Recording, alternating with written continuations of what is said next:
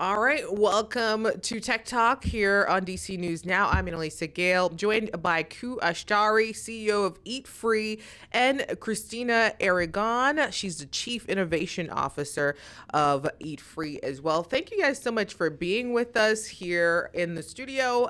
Really excited to have you here on this Thursday. So I want to learn more about EatFree and how you got started, the inspiration, and how things are going. So, Ku, we'll start with you. What can you tell us about the early beginnings of EatFree? Yeah, so I guess it really started when I was a kid. I had undiagnosed celiac disease for 18 years, and I ended up eventually finding out the second week of college, freshman year. So I was pretty sick up until that point, but it was just assumed to be normal because people didn't really know about food allergies the way they do now back then. But fast forward to my senior year of college, I ended up being hospitalized 5 times in 4 weeks for anaphylactic shock. So it was great that I'd found out that I had celiac, but my sensitivities became more impacted now that I wasn't eating certain foods. And then it got to a point that I eventually just stopped dining out as a whole. It wasn't worth the risk of, going back to the hospital. So, I don't know what happened. I was living in Los Angeles with my wife, and one day at 3 a.m, it hit me straight in the face that this is what I wanted to do with my life. So from that point on, we just, started trying to figure it out because, I love food and I love eating out. And unfortunately, for a few years, I wasn't able to. So this is where we started with. Wow. First of all, I'm glad you survived so many incidents. A lot of people, that is scary. It could be life-changing. What year was that it hit you that on the West Coast that you had to do something about this? So that must have been just over 2 years ago, so 2024. Yeah. And so where are we with EatFree, and how is this helping your situation? How are you able to now go out and eat free, eat freely, without any concerns about your food allergies? Yeah, so we have submitted the app to the Apple Store. We're just pending our approval. So hopefully within the next 24 hours, we will be on the iOS store for everyone, to use. I think a big part of why we did this was I needed an app myself to use to eat out. I used to have friends that would reach out and say, I've got certain X or certain Y issue now. I can't have gluten or dairy, 2 of my allergies. And I would send them, 500-page notebook on all the places they can eat and the things that they have to ask for. And then one day I just realized that, hey, why don't we just put this on a phone and let anyone see anyone's, favorite suggestions to eat at. Wow. So describe to me how this works. I go on the app, then what? How does it work? Walk me through the steps. Once I get on the app, how does it work for me? So you open up the app and then you first see a map. So for instance, like an Apple map. You can search by typing in restaurants. You can search by cuisines. You can search by essentially anything that you can normally search from. However, the caveat is that you also have an allergen profile. So the same way that when you start a Netflix profile the first time around, we do that as well, but with your food allergies. So in my case, I would put my 3 allergies, and then every time I open a restaurant, the information will be automatically filtered for my food allergies. So I'll essentially know everything that I can eat safely at a restaurant before I walk in, with the goal that no one's going to be getting sick anymore eating out. Wow. And so this will be available in the Apple Store and the Google Store as well? So we will not be on the Google Store yet, but that is one of our upcoming to-dos. Luckily, our team is all iOS members, so we haven't run into that issue yet, but we are hoping to get it over to the Google Store as well as soon as possible. Well, this sounds very exciting. I mean, so far, how long have you been back in the DMV? I've been back now to just over 2 years. Yeah.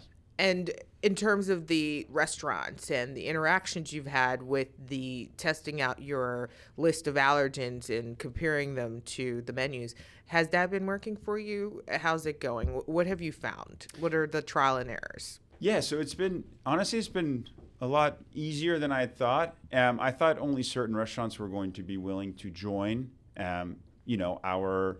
our community. And then, as I started reaching out, I realized that there's a lot more restaurants that have been looking for something like this to start.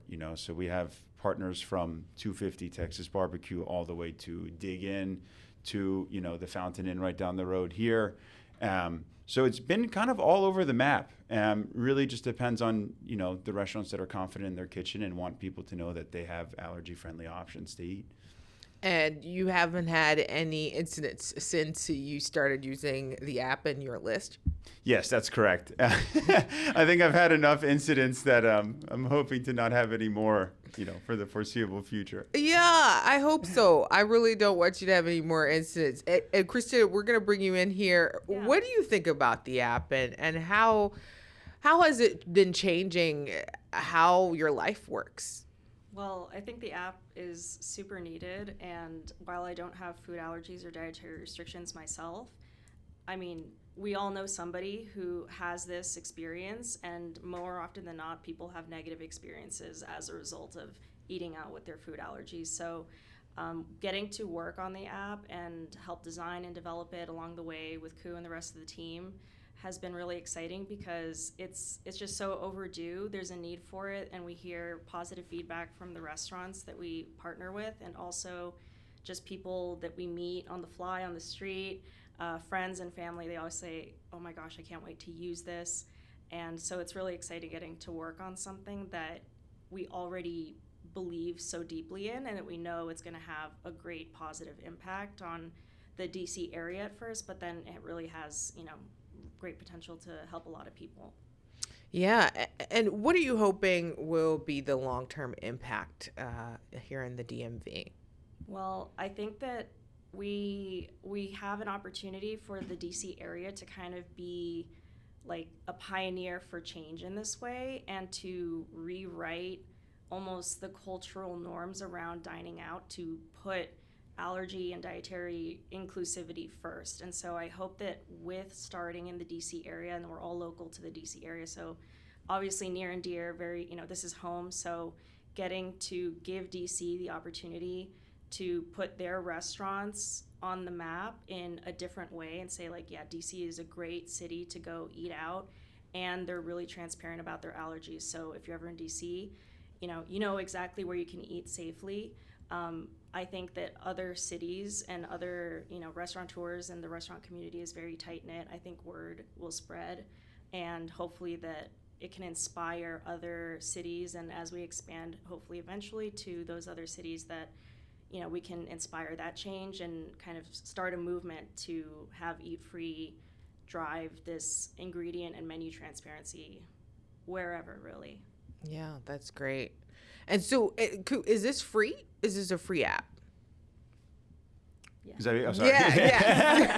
This is totally free. And it's free for restaurants. It's free for users as well. The reason being is that there's been a few applications that I've used that kind of give you a little taste of what you can get in the food allergy world, and then they ask you for an annual fee.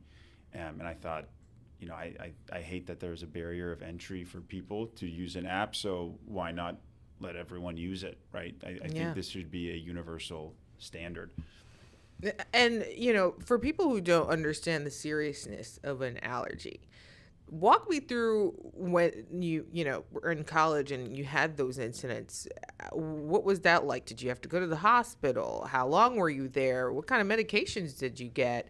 And then tell me a little bit about life afterwards. You said you took a break from eating out. What was that like? Yeah, so, like actually having your throat close up and go into anaphylaxis is terrifying. I think it was, of all 5 times I went to the hospital, all 5 times, as I think I recommend to everyone to always go to the hospital to get checked after. But you really kind of stop thinking when it's happening, right? Like you're instinctually just trying to keep your throat from closing.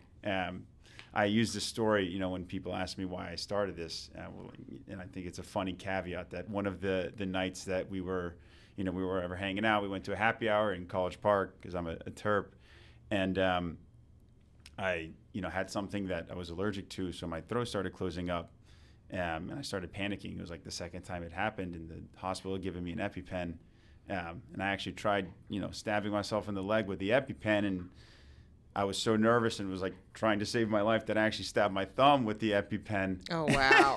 So I went to the hospital and we had to call poison control, you know, like, so it's a disaster. So life became different. You know, I thought not eating out would be the answer, but, you know, there's so much of life that is surrounded by food and being outside of your home. And, you know, there's an entire social aspect to dining out, you know, and I think it really made me see that dining out is a privilege, and safe dining should be a standard for that privilege. But how did you navigate? How do you even navigate not eating out? I mean, for some people, it's very easy. I mean, some people, I try to challenge myself to not do it at least 6 days out of the week. And then that one day I'm like, I'm not cooking. Or 2 days. Yeah, more like 2 days sometimes. But, you know, how is that for you? Especially during the pandemic. You know, you have a pandemic, you're not eating out, the social isolation, I'm sure it's tough. What did you do during that time? Yeah, so when I was finishing out my tenure at Maryland, it was a lot easier because I could just cook on my own. And my mother is still living in Bethesda, but she was there at the time as well, so she'd make a ton of meals for me to take.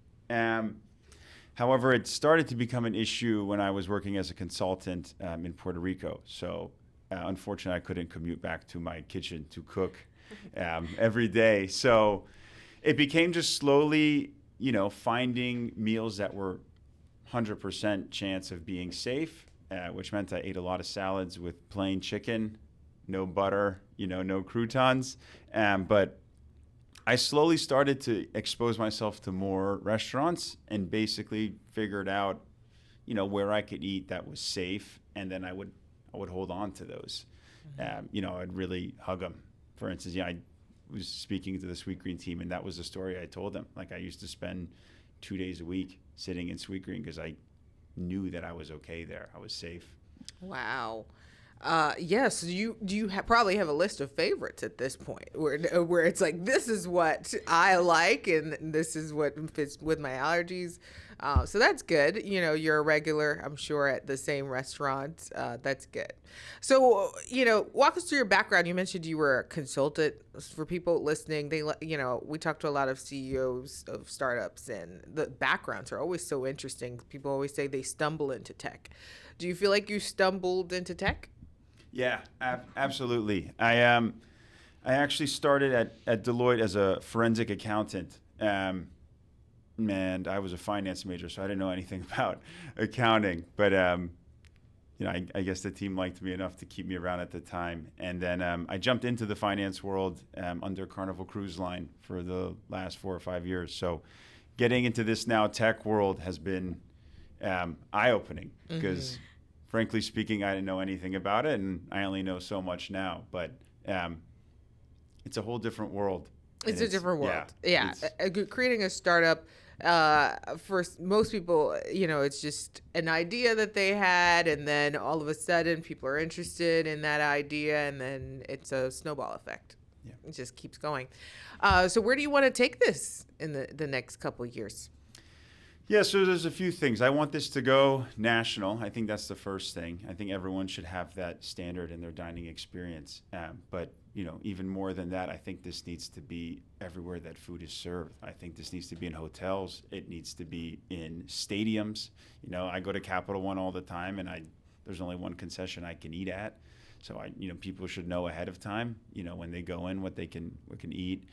Hospitals, you know, there's a ton of people that are, you know, sick or, you know, have allergies that are in hospitals.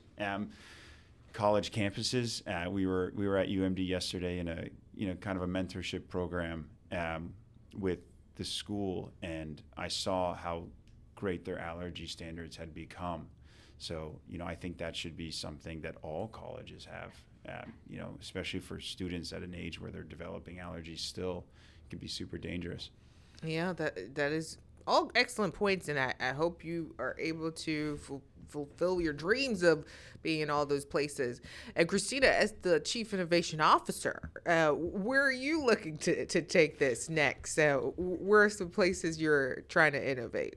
Oh, well, I mean, I obviously agree with everything Koo said, but, I think that it's such a simple idea, and yet it resonates so deeply that like Koo mentioned, that anywhere people are served food, anywhere people eat out, is really just an open opportunity for us to kind of have this idea, and like I mentioned, to start the DC area and be this like change maker and inspire that change, transparency, ingredients being very clear, menus being understandable, because just the same way that when you go eat out somewhere, you can choose between a steak versus a pasta, you have to understand that choice, right? You get the menu, you get the information, you have to be informed to make that decision. And it helps everybody. It helps not just the people who suffer from food allergies or have dietary restrictions. It helps the restaurants to feel like they know exactly what they're providing people, that the customer is informed. It keeps people safe. It makes them, more willing to go out and ultimately spend or participate in society and all the exciting things about life. So I think that kind of having EatFree be a spark for all of that, I mean, that's kind of the $1 million question, like how do we capitalize and make this something that people get really excited about? I don't know, TBD for most of it, but we're really excited about the progress we've made so far and what the future has for us. Yeah, can't wait to see the platform. I don't know if do you guys have any back end examples that I could see, Koo? Do you have the app in beta on your phone or anything yet? I do. Do you want to see it? Yes. Okay, great. I'm glad I asked. I wasn't sure if I was putting you on the spot, but No. yes, Please put us on the spot. I definitely wanted to see it, so yeah, I'm excited. Okay, great. You can hold it up to that camera, actually. So if you hold it up to that camera, and just walk us through. Okay, great. Yeah. Perfect. So when you first go into the app, you will be, so everyone can see, you go in, you create a profile, right? Sorry, it's a little bit blurry from this distance, but in my case, I picked gluten, dairy, and sesame free because those are my allergies. You save your allergens, okay? Then you can either search through a map, you can search through a filter. But for instance, another one of our partners, Pizzeria Paradiso, is not that far from down here. When I click on their menu, I literally just see everything that fits my diet. I can unfilter if I want to see everything else on the menu as well. If you set up multiple profiles, like a parent or with a child who has food allergies, you can also do that. Basically, just giving every kind of median for someone to be able to, use the app.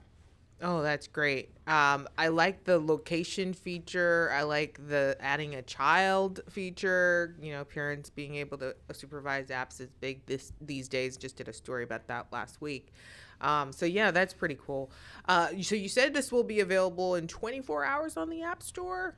Yeah, hopefully earlier. If I have, I'm gonna give a call to Apple after this. So call Apple, and then is there a website as well that we can check you guys out? And do you guys have events coming up? How can people connect with you? Yes, so we're at EatFree.io. That's our website, and then we do have a few things coming out that are a little bit of a secret at the time being, but we will have bi-weekly, recently added, featuring new restaurants. There's a few features we want to also add, for our users that'll make it more kind of social media-y. Mm-hmm. We really want to see what people like to see on the app, so then we can, pivot as needed. This is a community-first type of app, and we need more people to use it to comment on meals and like meals and kind of share their thoughts on safe places to eat. So the more people on it, the better for us, so we can, really drill down to what everyone wants to see.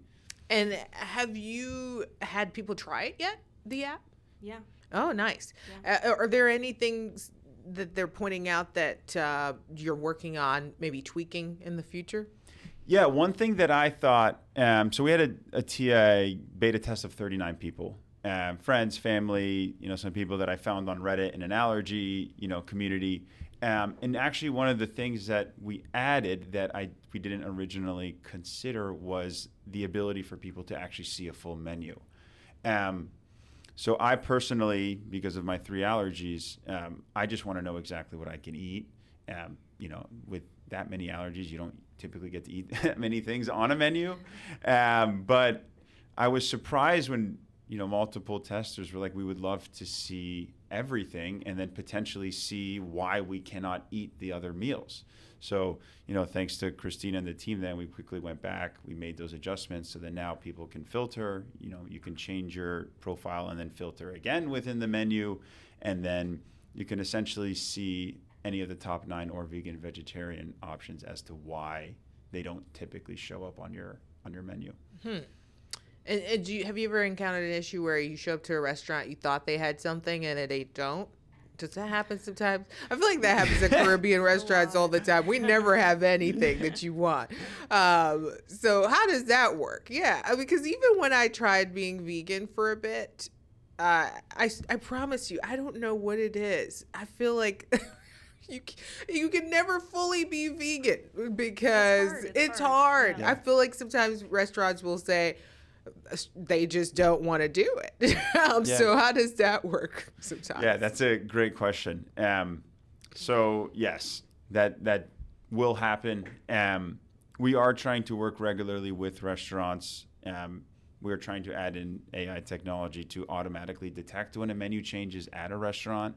So then we can just, have a message automatically sent to them to flag the new allergens in that menu item, and then we'll have it updated automatically into our system. But to your point, there's things that change in restaurants.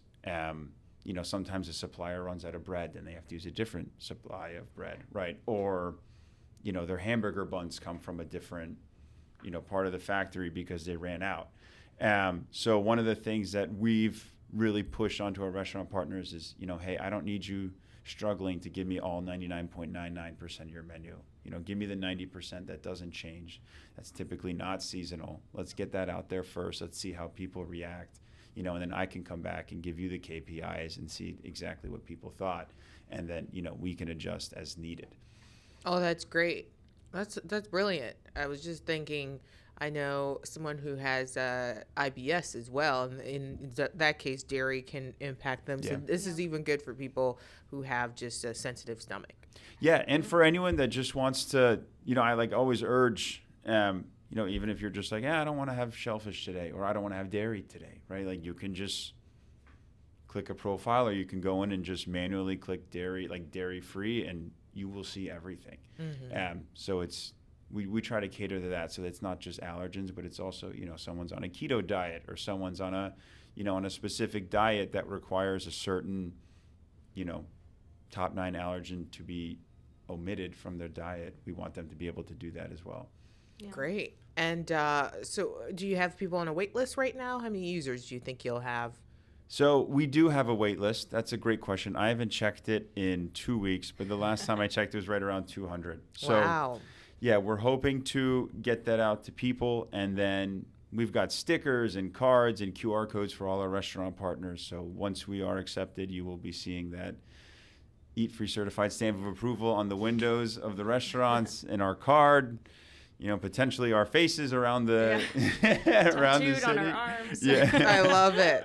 And so, are you guys doing this full time, or is this a part-time project right now? Yes, so we're a team of 5. 3 of us are full-time now. It started part-time, and then, one thing led to another, and a fork in the road, and we were like, this is a full-time job. Yeah, this is like, we're not going to Yeah. get through this doing it just part-time. So. All right, this is my last question, I promise.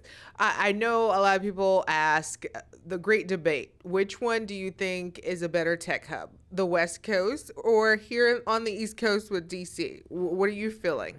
This is controversial. Just putting me on the spot. You know what? I'm going to stick to my home. I'm going to say the East Coast with DC. So you're from Bethesda? Yeah, okay. Born and raised. Well, born in DC and grew up in Bethesda. Went to UMD. So I'm Maryland through and through. But what do you see are the differences? Because even as a tech reporter, I've debated with myself whether it makes sense to go west or to New York.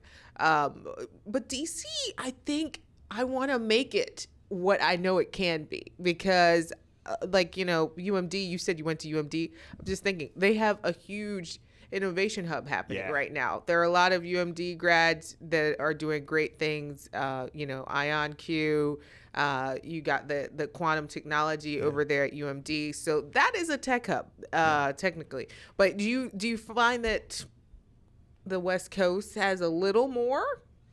I think a lot of it too is publicity. So I mean, DC is always going to be known as the federal government, right? Like that is our poster. And after that, hopefully it's the Commanders. But but the West Coast is known for that. That's Silicon Valley. That's San Francisco. That's that is their version of the federal government that we have. But I mean I think this entire area is becoming a tech hub, right? I think we've already surpassed that point of just not even becoming, but are. So I love to see it. I'm all for it. All right. Thank you guys so much for joining us. I always try to plug the conferences, conventions that you guys should go to. So hopefully you guys will go to DC Startup Week next and maybe check out our good friends over at Techsgiving as well. So hopefully you guys could connect and make DC a bigger tech hub. Thanks so much for joining us. All right.